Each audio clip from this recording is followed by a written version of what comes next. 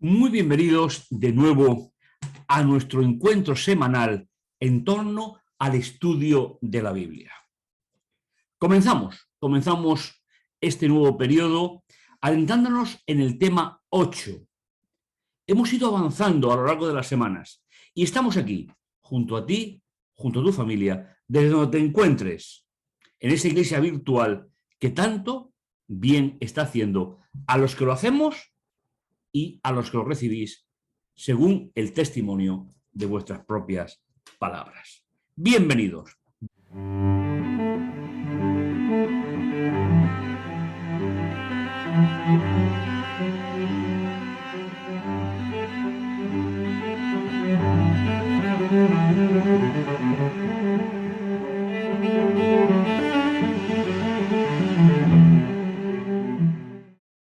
La serie total se titula Descanso en el ungido, Descanso en Cristo, estudiando la Biblia, tercer trimestre del 2021.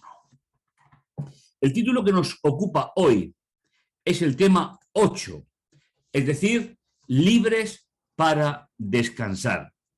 Y nos vamos a introducir en dos historias completamente diferentes, con resultados completamente también diferentes. A veces, los problemas personales, problemas familiares, problemas éticos, problemas personales, problemas de enfermedad, nos hacen perder de vista el objetivo fundamental del creyente, que es restaurar la imagen de Dios que se perdió en la humanidad con la entrada del pecado. La enfermedad, el sufrimiento, las enfermedades, pues acosan al ser humano y solamente a través de un proyecto de relación con Dios es posible estabilizar las sensaciones y poder llevar con dignidad ese proyecto de Dios para nuestra vida.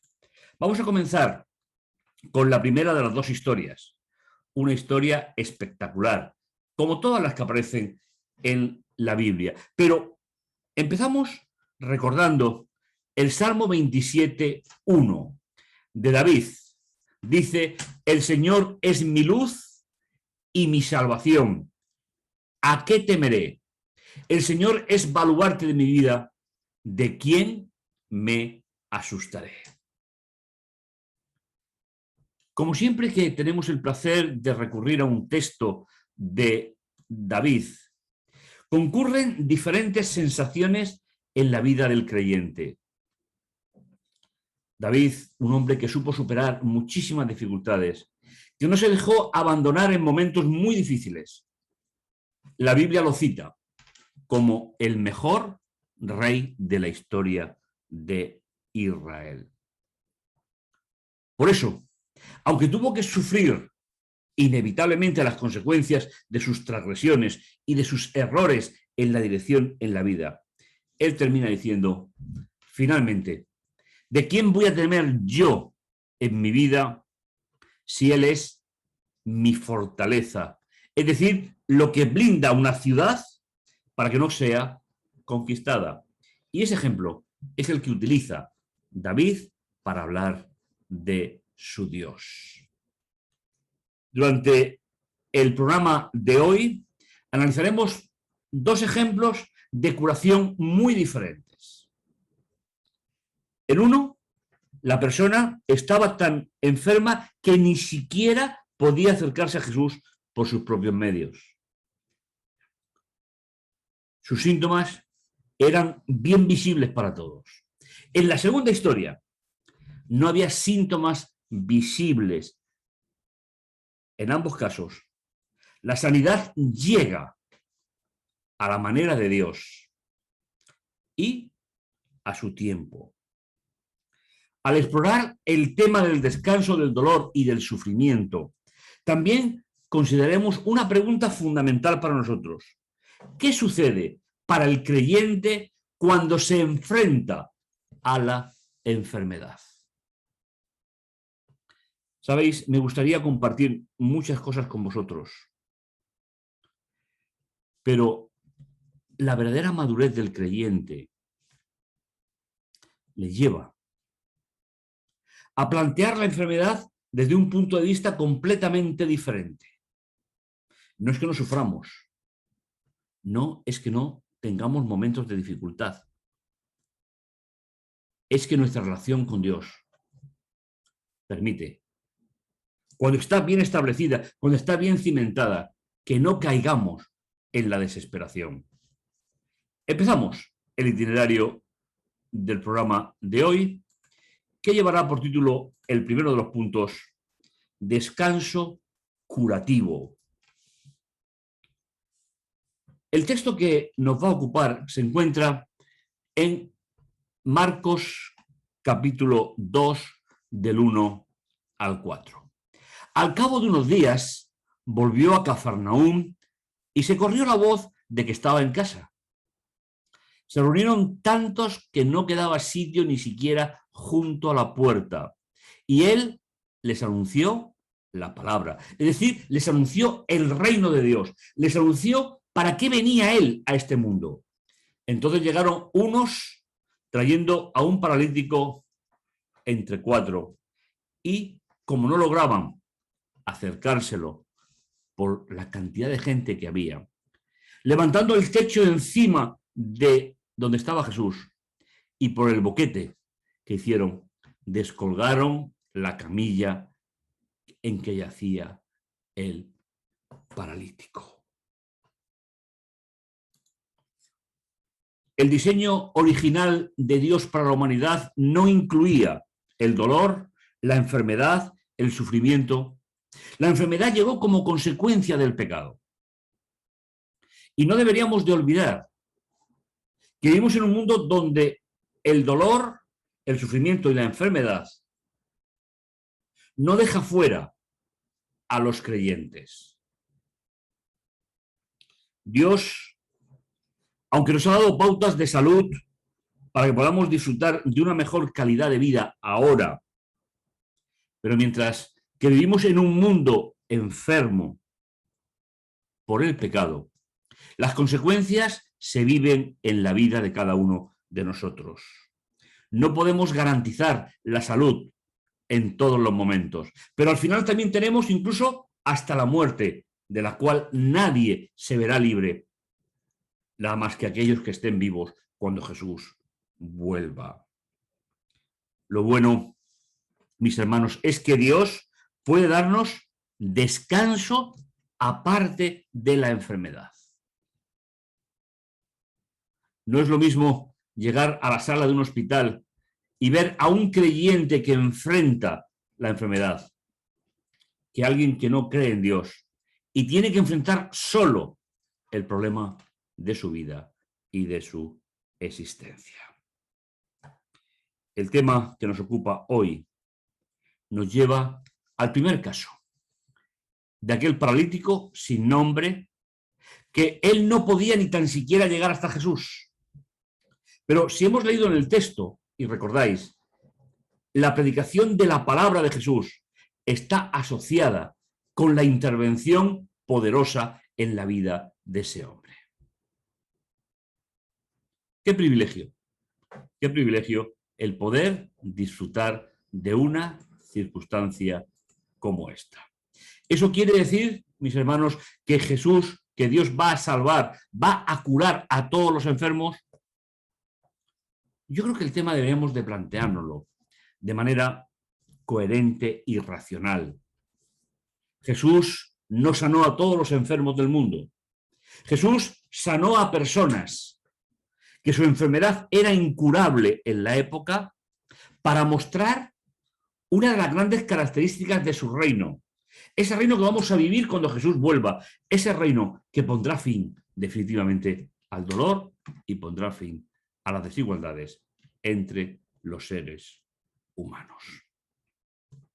Tratamiento desde la raíz, es decir, tratamiento desde el principio de la enfermedad.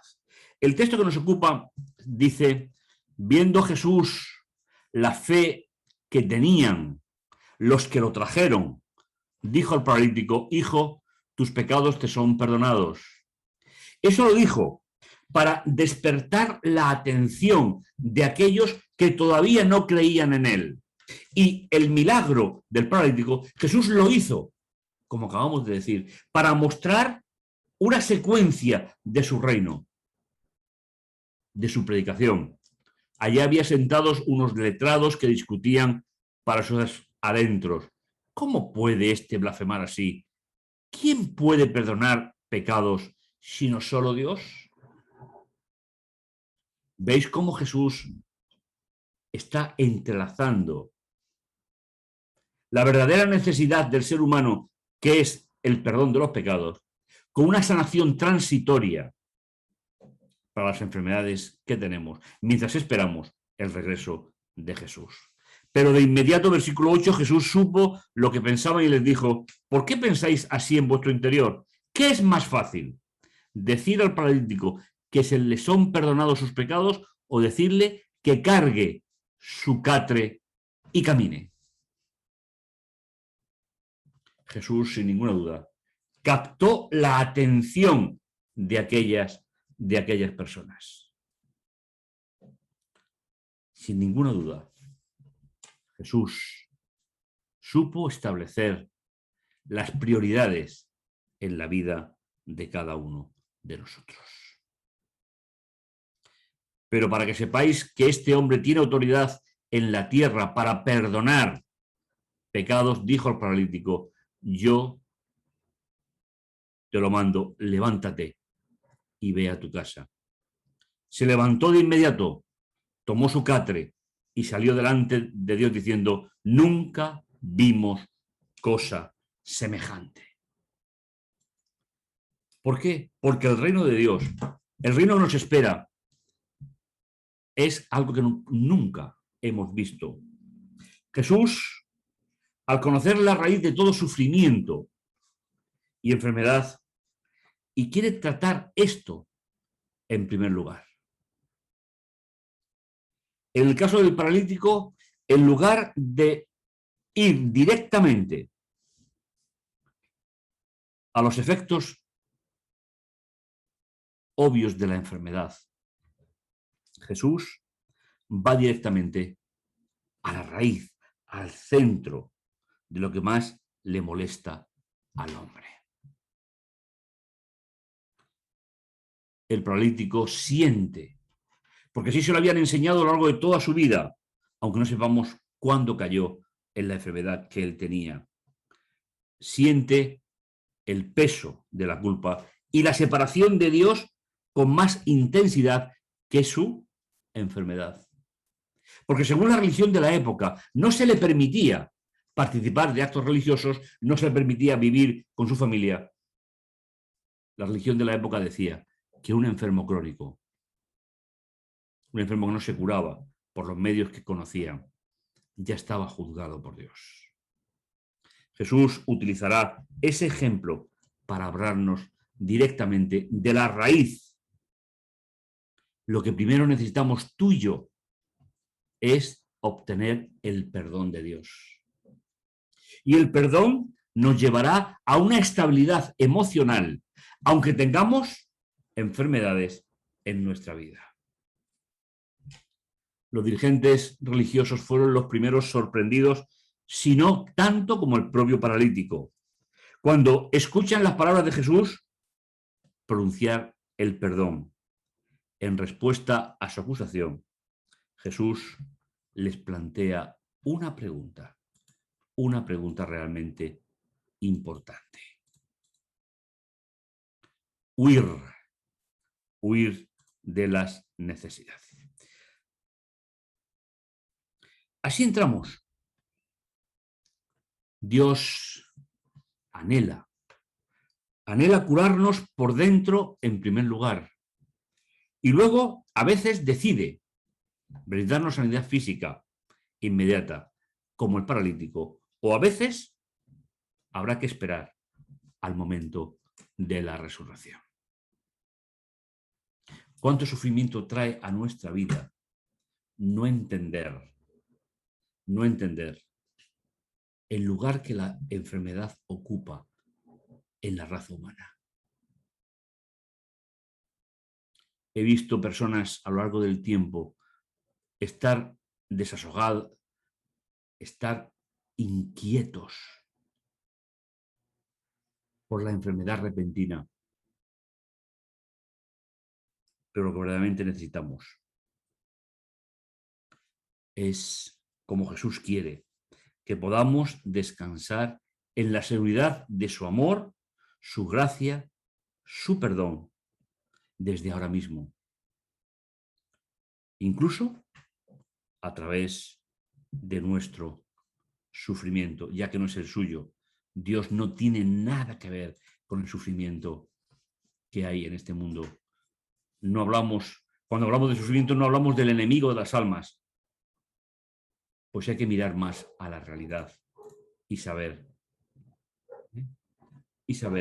lo que realmente nos ocupa. Los cristianos fieles a veces se cuestionan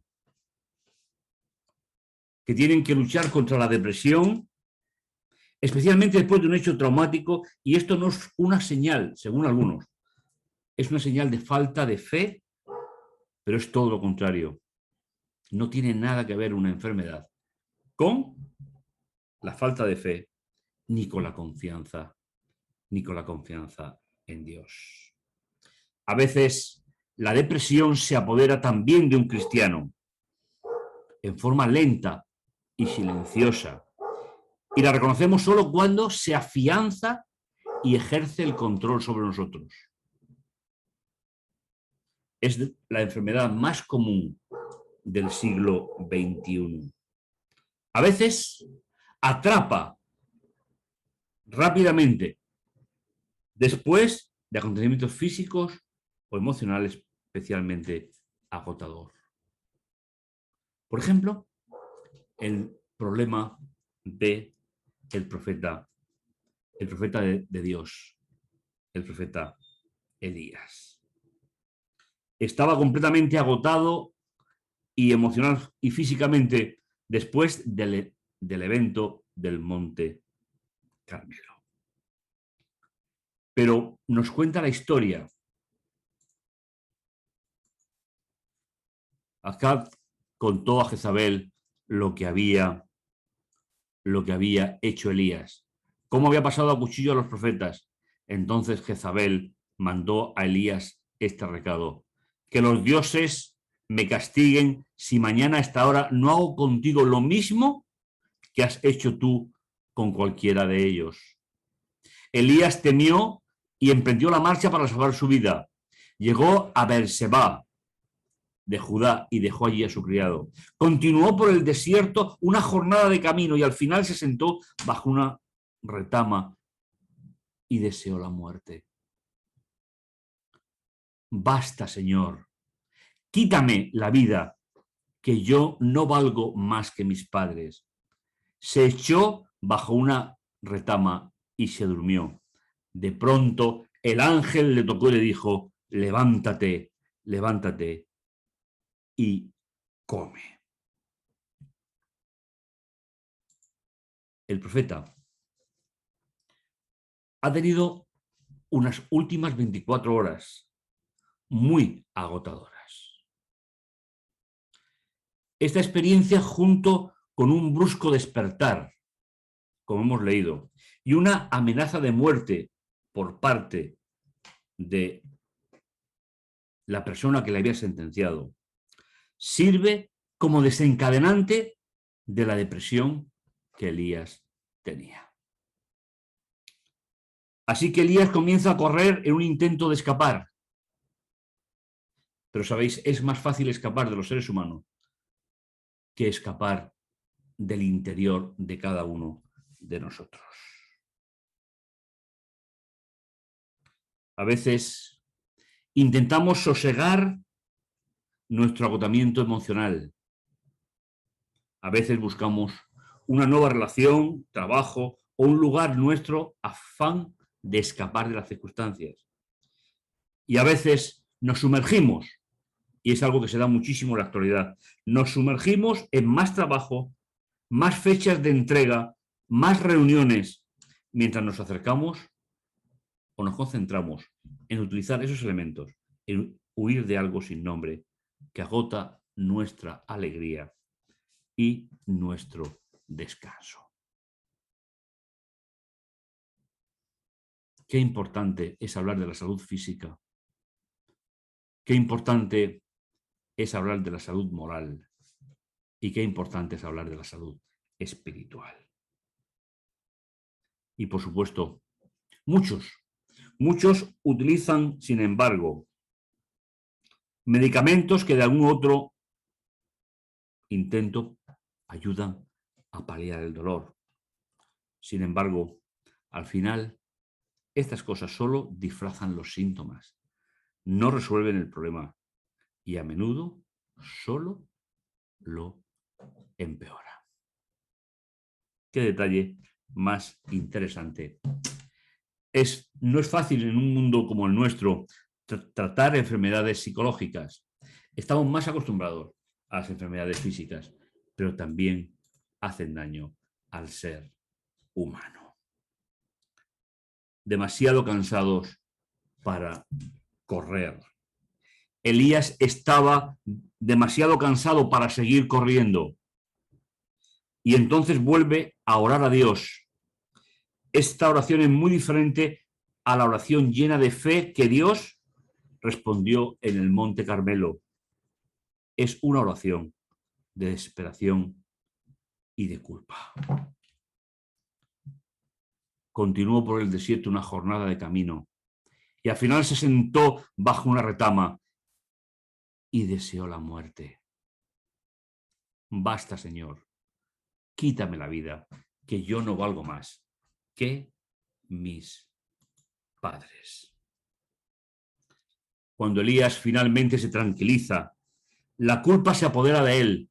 Ha corrido, se ha desgastado y ahora aflora la consecuencia psicológica. Se da cuenta de que su rápida huida se ha robado lo que podía haber sido una gran oportunidad para la reforma de Israel. Comprende que ha decepcionado a todos aquellos que lo necesitaban y ahora ya no podía hacer nada al respecto. Qué interesante, mis hermanos, la descripción desde este punto de vista de las enfermedades psicológicas, el miedo, la depresión, huir de la realidad. Basta ya, quítame la vida, Señor, por no soy mejor que mis padres. Qué fácil, mis hermanos, es olvidar a Dios en los momentos en los cuales nos llega la depresión. Lo bueno es que el gran médico está para curar y no para condenar. Dios comprende perfectamente que nosotros nos enfrentemos a nuestras luchas contra la depresión. Quizás no tengamos a nuestro alrededor el momento ninguna evidencia notable de que nuestro rostro está alejado de Dios. Quizás no sintamos su toque visible, pero su mano está sobre nosotros, con amor, ternura, compasiva. A veces nos ahogamos confundiendo tanto la lucha contra el socorrista o el médico. El socorrista entonces tiene que retroceder y esperar para realizar el rescate hasta que la víctima realmente quede preparado para ello. Tenemos que salir, mis hermanos, victoriosos, inclusive de las circunstancias más adversas de nuestra vida. Y eso no quiere decir la curación, quiere decir el estado de relación personal y mental con nuestro Dios. Y la última parte, descansa y más. Se echó bajo una rama y se durmió. De pronto un ángel le tocó y le dijo: levántate, come. Miró Elías y vio en su cabecera un pan cocido sobre piedras y un jarro de agua. Comió, bebió y se volvió a echar. Pero el ángel del Señor lo volvió a tocar y le dijo: levántate, come, que el camino es superior a tus fuerzas. Elías se levantó, comió, bebió, y con las fuerzas de aquel alimento caminó 40 días, 40 noches, hasta el Horeb, el monte de Dios. Y el Señor le dirigió la palabra: ¿qué haces aquí, Elías?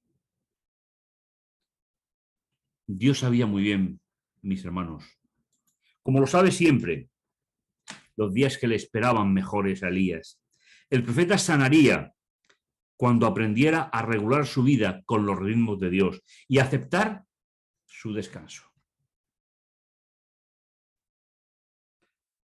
Todavía quedaban reyes por ungir y un sucesor que elegir. Dios ya sabía acerca de Eliseo que llegaría a ser tan unido como un hijo para Elías.